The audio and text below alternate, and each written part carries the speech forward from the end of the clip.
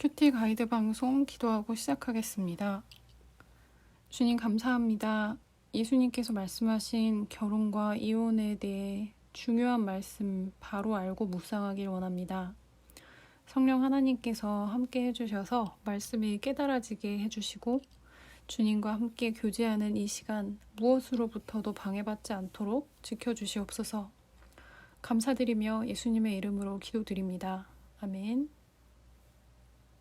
오늘 말씀은 마가복음 10장 1절로 12절 하나님이 짝지어 주신 것, 결혼과 이혼에 대한 예수님의 가르침입니다. 함께 읽어보겠습니다. 예수께서 거기서 떠나 유대 지경과 요단강 건너편으로 가시니 무리가 다시 모여들거늘 예수께서 다시 전례대로 가르치시더니 바리새인들이 예수께 나와 그를 시험하여 묻되 사람이 아내를 버리는 것이 옳으니이까 대답하여 이르시되 모세가 어떻게 너희에게 명하였느냐 이르되 모세는 이혼 증서를 써주어 버리기를 허락하였나이다. 예수께서 그들에게 이르시되 너희 마음이 완악함으로 말미암아 이 명령을 기록하였거니와 창조 때로부터 사람을 남자와 여자로 지으셨으니 이러므로 사람이 그 부모를 떠나서 그 둘이 한 몸이 될지니라. 이러한즉 이제 둘이 아니요 한 몸이니 그러므로 하나님이 짝지어 주신 것을 사람이 나누지 못할지니라 하시더라. 집에서 제자들이 다시 이 일을 물으니 이르시되 누구든지 그 아내를 버리고 다른 데에 장가드는 자는 본처에게 간음을 행하며 또 아내가 남편을 버리고 다른 데로 시집가면 간음을 행함이니라. 아멘.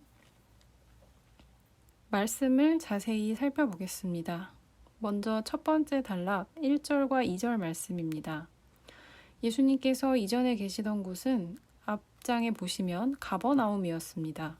그곳을 떠나서 유대 지경과 요단강 건너편 즉 베레아 지방으로 가셨습니다. 그러자 다시 무리에게 에워싸였고 전처럼 무리를 가르치셨다고 합니다. 그런데 바리새인들이 예수님께 나아왔다고 합니다. 목적은 예수님을 시험하는 것입니다.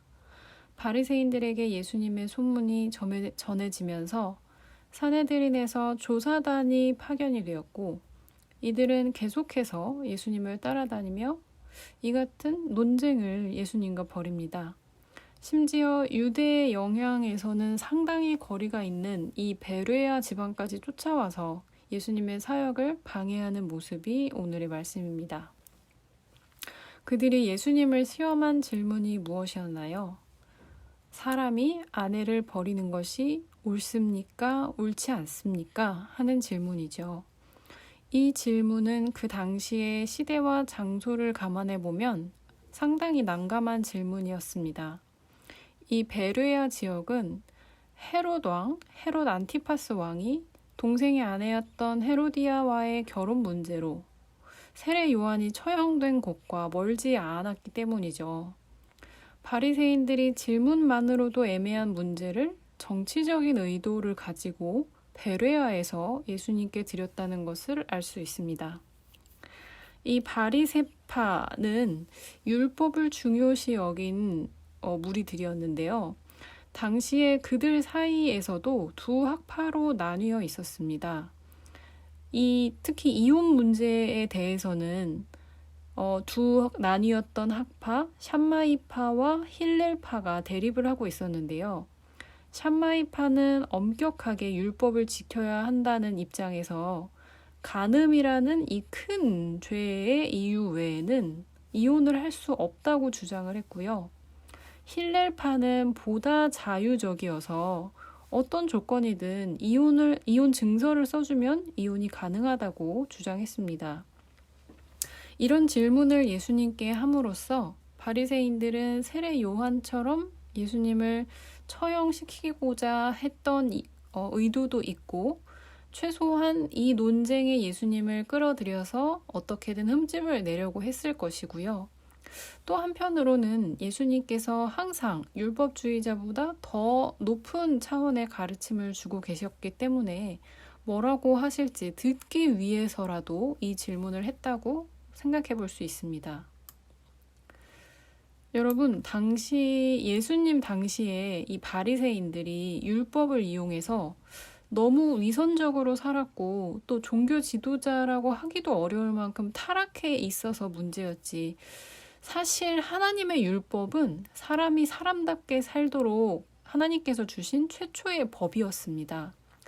법이라는 것은 대개 죄가 무엇인지를 명시하고 이것을 금하거나 제한하는 것을 또한 명시를 하죠. 하나님께서 율법을 주신 의도를 잊고 그 법을 이용해 타인을 시험하고 정죄한다면 하나님께서는 그것을 옳다고 하시지 않으실 것입니다.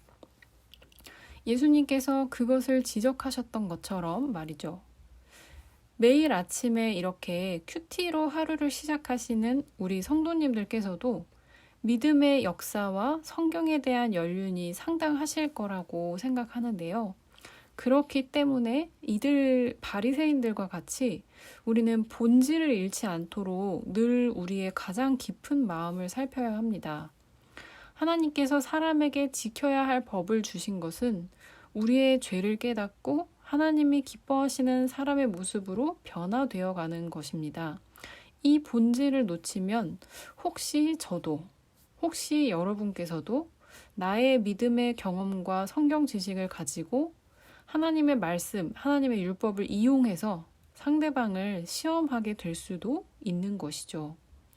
혹시 그런 적이 있지 않으신가요? 우리 자신을 돌아보면 좋겠습니다. 나의 우월함을 확인하기 위해서든지 아니면 상대방의 잘못을 정죄하기 위해서든지 우리도 본질을 잃으면 얼마든지 바리새인의 길에 들어설 수 있습니다. 하지만 만약 그런 우리의 모습을 깨달았다면 그것이 또한 은혜입니다. 돌이켜서 우리가 먼저 하나님이 제시하신 그 선한 모습으로 방향을 틀어 한 걸음 내디딜 수 있다면 오늘의 묵상은 참으로 성공적이라고 하겠습니다. 여러분께서 묵상하신 여러 내용이 있으실 텐데 하나님께 기도로 올려드리시길 바랍니다. 두 번째 단락을 보겠습니다.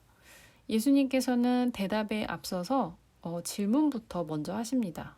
모세는 어떻게 하라고 너희에게 말하더냐? 그러자 질문자는 자기의 입장을 밝히죠. 모세는 이혼 증서를 써주어 아내 버리기를 허락하였습니다. 이 대답은 곧 질문자의 이혼관인 것이죠. 모세의 말을 문자 그대로 취해서 증서를 써주면 얼마든지 이혼할 수 있다라는 것입니다. 여기에 예수님께서는 모세의 이 말의 참뜻을 바르게 설명을 해주십니다. 모세가 그렇게 말했던 것은 너희 마음이 완악하기 때문이다. 이 말은 하나님께서는 인간의 죄성과 완악함을 고려해서 이 말씀을 주셨다는 그런 말씀입니다. 그렇다면 모세가 한 이 말의 참 뜻은 무엇인가요? 그것은 창조 때에 하나님께서 주신 결혼의 참된 의미입니다. 바로 6절에서 8절에 설명된 말씀이죠. 그리고 9절 말씀이 예수님의 결론입니다. 피조물인 사람이 이것을 파괴할 수 없다라는 거죠. 우리가 예수님께서 이 말씀을 하신 이것을 이해를 잘 하려면 이 말씀을 하셨던 이 상황을 또한 이해해야 합니다. 그 상황이 큐티인 책에 잘 설명이 되어 있죠. 유대 사회에서 남편이 아내를 버려서 남편에게 쫓겨난 여자는 합법적인 이혼이라는 것을 증명하지 못하면 생계를 위해 다른 남자와 재혼하기도 힘들었다고 합니다. 당장에 먹고 사는 어려움이 닥치게 되는 거죠. 하나님께서는 이렇게 사람의 죄성을 아시고 여자를 보호하기 위해 모세를 통해 율법을 주시기를 이혼 증서를 허락을 하셨던 것입니다. 아내를 마음대로 버리는 수단으로서 그 법을 허용한 것이 전혀 아니라는 것이죠. 처음 맞이한 아내를 이혼 증서를 주어 내쫓고 새로운 아내를 맞아들이는 것이 그 당시 예수님 당시의 사회 분위기에는 용인이 되었을지라도 그것이 하나님 보시기에는 악한 것이라는 겁니다. 오늘날의 시대를 생각해 보면요. 이 시대는 또 다른 모습으로 결혼과 이혼을 너무나 쉽게 생각하는 경향이 있죠. 우리 모두는 윤리 도덕적으로 아주 어려워진 이 사회와 문화 속에 속해서 살아가기 때문에 결혼과 이 결혼 생활을 둘러싼 많은 복잡한 문제들에 직면했을 때 충분한 시간을 가지고 신중하게 생각하면서 분별해야 합니다. 그러기 위해서 우리는 가장 먼저 하나님께서 주신 말씀을 바르게 이해하여 하나님의 말씀을 기준으로 세상과 우리를 바라보아야 하는 것이죠. 결혼과 관련해서 오늘 예수님께서 주신 이 말씀을 그래서 깊이 탐구해보고 묵상해보는 것이죠. 여러분 한 분 한 분이 가지신 그 삶의 상황 가운데 이 말씀을 받으셨을 때 말씀의 진정한 의미와 이 말씀의 상황을 잘 묵상해 보시길 바랍니다. 미혼이신 분들은 결혼이라는 것 자체에 대해서, 또 기혼이신 분들은 결혼 생활에 대해서, 그리고 오늘날 우리가 살고 있는 이 세상의 결혼 문화와 예수님께서 말씀하시는 결혼에 대해서도 비교도 해보십시오. 하나님께서 이 세상과 오늘 여러분께 어떤 말씀을 하시는 것 같으신가요? 세 번째 단락을 보겠습니다.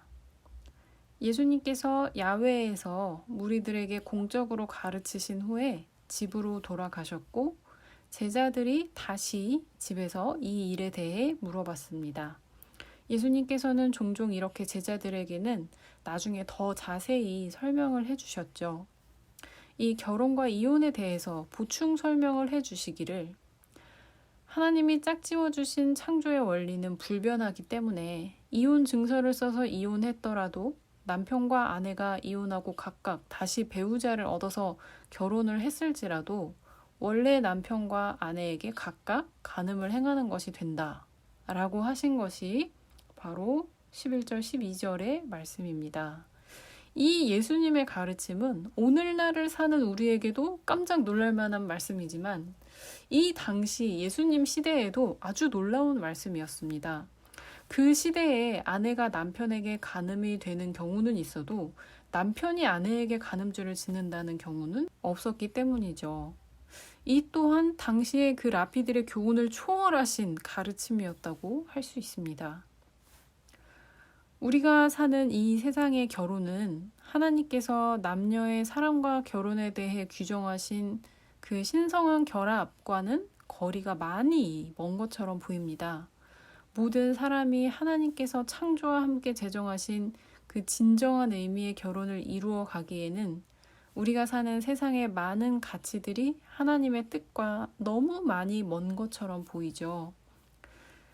그래서 오늘 묵상하실 때는 예수님께서 풀어서 이렇게 설명해 주신 하나님께서 제정하신 그 결혼과 이혼에 대한 이 말씀들을 곰곰이 생각해 보시고 예수님의 시대에 있었던 죄악, 예수님께서 이 말씀 속의 이야기 속에서 잘못되었다고 말씀하신 그 유대 사회의 결혼과 이혼에 대한 죄악이 무엇이었는지도 생각해 보시고 또 오늘날 우리가 사는 이 시대의 결혼과 이혼에 대한 죄악은 무엇인지도 생각해 보시면 좋겠습니다. 하나님께서 원하시는 것은 경건한 남녀가 만나 하나님이 기뻐하시는 결혼의 모습으로 사는 것일 텐데 그 하나님의 기뻐하시는 뜻이 실현되기 위해서 오늘 우리 이 시대에 무엇이 필요한지 또 어떤 죄가 끊어져야 하는지도 묵상해 보시면 좋겠습니다. 하나님께 올려드릴 많은 기도가 생기실 것 같습니다. 그럼 이어질 여러분의 묵상을 위해 기도해 드리겠습니다. 주님, 오늘도 이렇게 귀한 말씀 주셔서 너무나 감사드립니다. 하나님께서 세상과 사람을 창조하시고 처음으로 주신 축복이 결혼이라는 것을 기억합니다. 세상적인 가치로 결혼과 사랑에 하나님이 가르쳐 주시는 가치가 자꾸만 변질되고 악하게 사용되는 것 같지만 우리 예수님께서 사람의 악한 중심을 꿰뚫어 보시고 예수님을 믿음으로 거듭난 우리에게 하나님의 본래의 가치를 되찾으라고 오늘의 말씀을 주셨습니다. 오늘 큐티 묵상 가운데 우리가 있는 자리와 상황 가운데 예수님의 이 말씀을 잘 적용하여 우리 삶의 참된 사랑과 결혼의 가치가 살아날 수 있게 주님께서 도와주시길 원합니다. 오늘 하루 주님의 고귀한 가치를 생각하며 구별된 하루 되게 하여 주시기를 예수님의 이름으로 기도드립니다. 아멘.